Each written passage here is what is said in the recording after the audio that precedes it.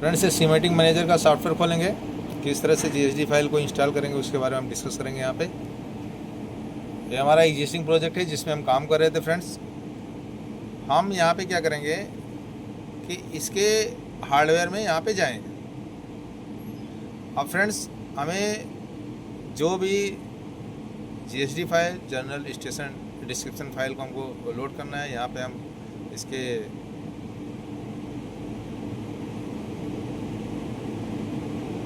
Friends से यहाँ पे आएंगे।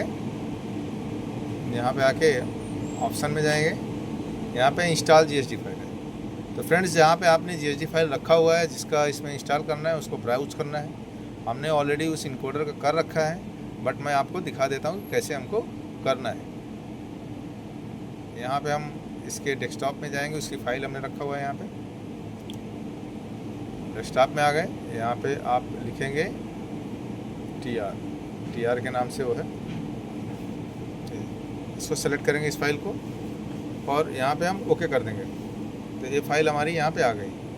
और जब हमको इंस्टॉल अगर नहीं रहता तो यहाँ पे इंस्टॉल वाला ये ऑप्शन रहता है और इसको हम यहाँ पे जैसे ये क्लिक करते हैं इंस्टॉल, ये आपका पर्टिकुलर लोकेशन में जाके इंस्टॉल हो जाएगा।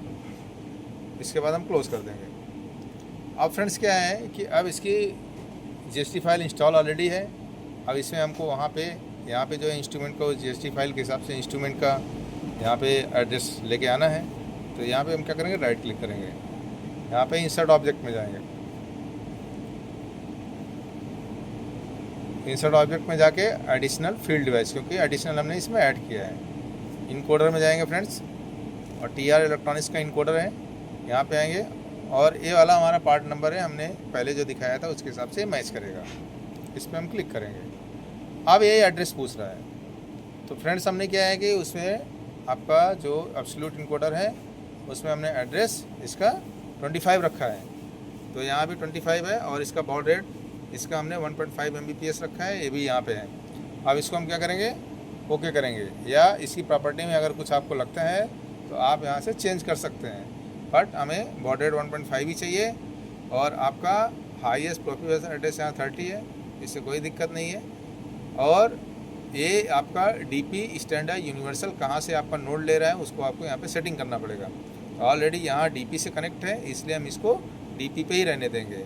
कभी कभी हमें कहीं और से लेना है तो आप जो है उसके हिसाब से चेंज कर सकते हैं। तो अब हम डीपी से रहेगा और इसको हम ओके करेंगे। फ्रेंड्स, ओके किया। यहाँ पे एड्रेस भी हमारा 25 है। जनरल में आप देख लीजिए, जनरल में आपका बता रहा है कहाँ से प्रोजेक्ट में किस में आप काम कर रहे हो। ओके करेंगे, ओके कर दिया फ्रेंड्स। अब ये आ गया। अब हमें क्या है कि इससे क्या इनपुट आउटपुट लेना है उसका यहाँ पे एड्रेस हमको डालना पड़ेगा। यहाँ पे हम क्या करेंगे फ्रेंड्स, प्रोफिबल डीपी में जाएंगे, एडिशनल फील्ड डिवाइस में जाएंगे, फिर हम यहाँ पे आएंगे इनकोडर में। टीआर इलेक्ट्रॉनिक्स का इनकोडर है हमारा DP 4.0, ए वाला हमने हार्डवेयर इसमें डाला है। तो इसमें हमें क्या उठाना है, जो हमें मान लो 16 बिट का हमें बिट उठाना है, तो इसमें हम 16 बिट का IO बिट का उठाएंगे। इसमें इनपुट और आउटपुट हम कोई भी एड्रेस हिसाब से यूज़ करके प्रोग्रामिंग कर सकते हैं और कंट्रोलिंग कर सकते हैं। यहाँ पे आप देखिए फ्रेंड्स, यहाँ ग्रीन दिखा रहा है और यहाँ पे जब सेलेक्ट करोगे, अगर ये प्रॉपर ग्रीन हो गया मतलब यहाँ पे ये यूज़ कर सकते हैं। तो हम इसको 16 बिट को यहाँ पे डबल क्लिक कर देंगे, ये आ गया फ्रेंड्स। इसका एड्रेस इनपुट का आ गया और आउटपुट का एड्रेस आ गया।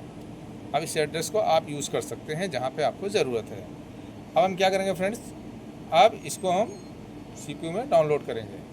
यहाँ पे डाउनलोड करके देखेंगे कि हमारा सिस्टम बराबर कम्युनिकेशन में आ रहा है कि नहीं आ रहा है।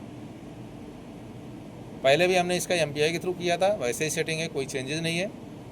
इसको डाउनलोड कर रहे हैं फ्रेंड्स, ये हमारा व्यू करेगा। ये CPU हमारा पिक्चर में है, इसको हमने ओके किया। अभी डाउनलोड हो रहा है फ्रेंड्स, यहाँ पे ओके।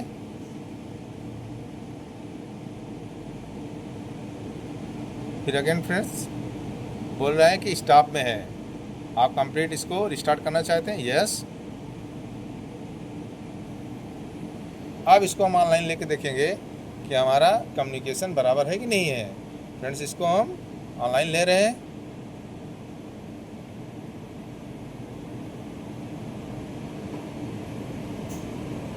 कम्युनिकेशन हमारा ओके है, कहीं पे कम्युनिकेशन ब्रेक नहीं है, बट CPU हमारा स्टॉप मोड में है। कोई दिक्कत नहीं है फ्रेंड्स। अब हम प्रोग्राम वाले में जाएंगे।